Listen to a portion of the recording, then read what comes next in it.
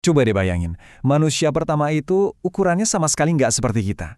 Dia adalah raksasa, setinggi 30 meter. Wow, benar-benar gagasan yang luar biasa kan? Nah, dalam pembahasan kali ini, kita akan telusuri kisah menakjubkan ini langsung dari sumbernya, biar kita paham semuanya. Bukan, ini bukan salah ketik loh. Menurut sumber yang ada, Nabi Adam diciptakan dengan tinggi 60 hasta. Hasta itu satuan ukur kuno yang kalau dikonversi ya sekitar 30 meter. Coba deh bayangin sosok semegah itu. Sama sekali beda dari apapun yang kita kenal sekarang.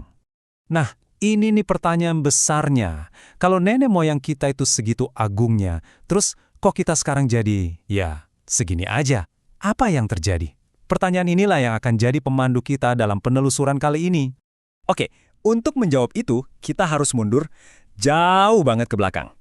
Ke awal mula segalanya. Jauh sebelum ada jejak kaki pertama di bumi, penciptaan manusia itu terjadi di surga. Dan ini bukan proses sembarangan, tapi sebuah mahakarya yang didesain untuk jadi simbol kesempurnaan. Yang paling penting di sini itu, Adam nggak sekedar dibuat, tapi dia dirancang dengan sebuah misi khusus. Bahannya sendiri diambil dari segenggam tanah dari seluruh penjuru bumi loh. Makanya keturunannya, ya kita ini, bermacam-macam warna kulit dan sifatnya. Masuk akal kan? Nah setelah dibentuk, ditiupkan ruh ilahi, dan lahirlah manusia. Dan ini dia misinya, menjadi seorang khalifah. Jangan salah, ini bukan cuma jabatan atau gelar keren-kerenan ya. Ini adalah tanggung jawab yang luar biasa besar. Jadi, dari awal manusia memang dirancang untuk jadi pemimpin, tapi bukan pemimpin karena kekuatan fisik, melainkan karena ilmunya. Yang keren dari kutipan ini tuh ada dialognya antara sang pencipta dan para malaikat. Jadi, para malaikat sempat ragu loh, mereka khawatir manusia malah bakal bikin kerusakan di bumi.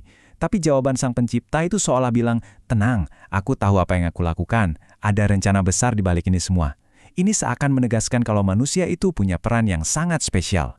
Oke, sekarang kita masuk ke babak berikutnya yang wah, dramatis banget. Yaitu perpindahan dari surga yang serba sempurna ke bumi yang penuh tantangan nyata. Nah, perbedaannya tuh kelihatan banget di sini. Turunnya manusia ke bumi itu bukan cuma hukuman ya, tapi ini adalah awal dari sebuah misi besar. Coba bayangin, dari yang tadinya aturannya cuma satu, jangan dekati pohon itu, sekarang di bumi aturannya jadi banyak banget untuk bisa membangun peradaban. Ini ujian sesungguhnya. Coba bayangin deh sepinya bumi waktu itu. Dan yang lebih bikin sedih lagi, Adam dan Hawa itu nggak diturunkan di tempat yang sama. Jauh banget. Satu di daerah Sri Lanka atau India, satunya lagi di daerah Jeddah. Terpisah lautan, terpisah daratan, masing-masing harus memulai perjalanan panjang, sendirian, untuk saling mencari. Akhirnya, setelah pencarian yang rasanya seperti selamanya, mereka bertemu lagi. Dan dari sinilah kehidupan mereka di bumi dimulai. Tapi ini bukan bumi seperti yang kita kenal. Ini adalah dunia yang ukurannya beda banget. Dunia yang memang diciptakan untuk para raksasa. Pertemuan mereka itu terjadi di sebuah bukit yang sampai sekarang dikenal sebagai Jabal Rahmah atau Bukit Kasih Sayang. Momen ini bukan cuma reuni yang mengharukan ya, tapi ini adalah titik awal peradaban manusia. Disinilah mereka memperbarui janji mereka untuk menjalankan misi sebagai khalifah bersama-sama. Nah, bagian ini nih yang keren banget. Bumi purba itu ternyata pas banget ukurannya buat penghuninya yang raksasa. Pohon-pohonnya ratusan meter tingginya. Hewan-hewannya gede-gede banget pastinya. Bahkan, saking tingginya, Adam digambarkan masih bisa mendengar suara pujian para malaikat di langit. Di bawah bimbingan ilahi, mereka belajar semuanya dari nol. Bertani, bangun rumah, bikin baju. Tapi, ya namanya juga di bumi, pasti ada ujian. Dan ujian pertama itu datang dari generasi pertama, keturunan mereka. Konflik pertama terjadi, dan ini jadi tragedi pertama dalam sejarah panjang umat manusia.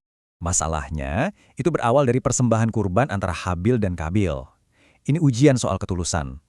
Kelihatan jelas banget kan bedanya? Habil memberikan yang terbaik yang dia punya, tulus dari hati.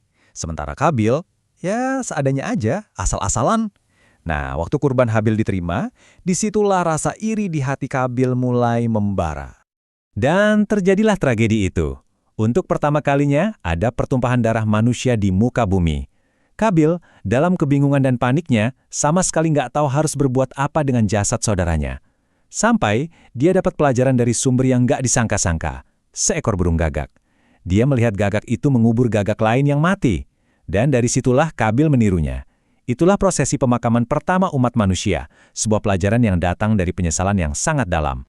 Oke, setelah tragedi itu, hidup harus terus berjalan. Adam melanjutkan warisan spiritualnya, tapi ada warisan lain, warisan fisik, yang ternyata perlahan-lahan mulai berubah, yaitu ukuran tubuh manusia.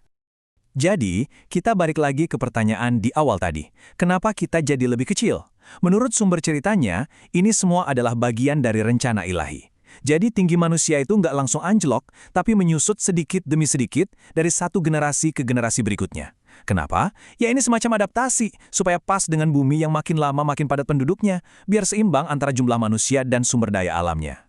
Sebab, meskipun fisik manusia boleh menyusut, warisan spiritualnya itu nggak boleh hilang. Makanya, Adam memastikan kalau kepemimpinan dan ajarannya itu diwariskan kepada putranya yang soleh, Shits. Tujuannya, agar pesan kebaikan dan petunjuk itu terus ada di bumi, gak pernah padam.